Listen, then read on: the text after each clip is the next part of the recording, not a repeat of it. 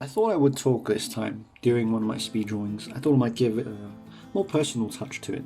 As you can see, I am working on a dragon. Lately, I started playing Skyrim. I was living under a rock for a while and I haven't touched the game.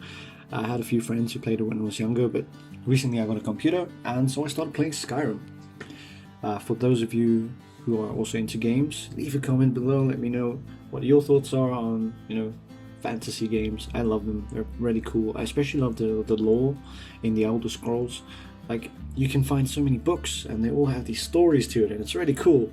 There's so much detail into it and I really like a game with that much craftsmanship to it. Although I know it's quite well developed over a lot of years. But anyways, when it comes to the dragon, I wanted to draw this sort of Skyrim inspired dragon because usually I would draw Chinese dragons and they have very rounded scales and they have beards as well for some reason.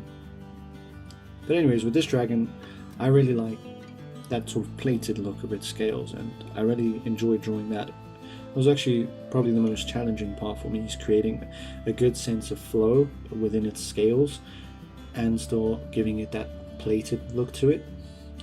But yeah, as you can see, my process is the same as usual. I always start with a light general outline of its form, and then I start blocking things in, and then I start adding detail. And then lastly, I start shading. Actually, no, that's second last. Lastly is when I start adding in like the extra little things to create depth, or like the afterthoughts. You don't want to be doing those first. But with my dragon, the thing that I enjoyed most and the thing that was most challenging for me was the scales, because they had to have a sort of logical pattern to them. And when I started off, especially with the ones on the neck, you'll see I'm going to start drawing them soon. The ones on the neck, I just started creating like a plated pattern, and then I realized, okay, maybe these things need to fit into each other, and I think I was halfway down the neck when I started doing that, and I might not have actually gone back and fixed it. Overall, it still looks cool, and it's also quite different to my usual style. Usually I blur lines and the contours are defined by shadow shapes, whereas in this one it's very defined lines.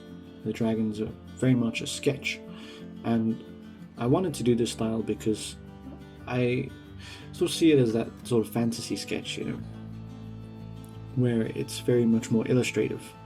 And it's been a challenge for me, or it was a challenge for me, and I'm definitely looking forward to drawing more things like this in the future and maybe mixing it with my own style. You'll see at the end of my drawing I add in a light, what would we call it, silhouette of the wings.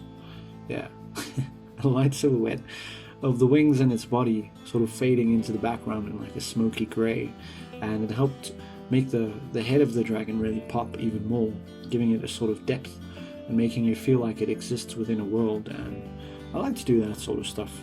I think every drawing that you have should have a story to it. If your character feels dead, add some stuff to it, give him a scar, or make his one part of his pants torn, or add a belt. Like, you should create a narrative within the picture in itself so that anyone looking at it can say, okay, he's from this world and maybe he does this.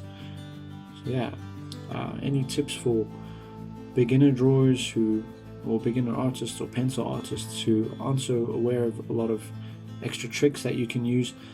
The wing idea is a good trick that you can use to, like say, make things feel pushed back. The further back something is in your picture, the less detail and the less variance in tone it should have. It should feel like it exists almost within a cloud of smoke, and that will really create a lot of depth. Or you could even just fade the lines out. If you look at a lot of classical art, even figure studies, they foreshorten the figure, or if the figure is lying in an overlapping way where it's like the head overlaps the body and the legs overlap the feet, you'll see that the stuff that they want to make less focused and the stuff that they push back the most, it breaks up into like the least shaded or the most outlined, but the lines fade out towards that end. Or you'll see if the hand isn't the focal point, it kind of just fades out into just its simple block shapes, which is why I think that building up from your foundation of blocking everything in first is really important, because then you have that shape there, and then you can decide later what you want to focus on and what you want to point your viewer to. Do you want to focus on the face? Do you want to focus on the hands? Do you want to focus on a certain part of the body? So you can add detail to that, and then you can leave other things undetailed. And it's not lazy, it's storytelling. So it's something to think about as an artist when you're drawing. What do you want your viewer to focus on? And with this dragon, my focal point was the face, of course, so the wings are not detailed at all.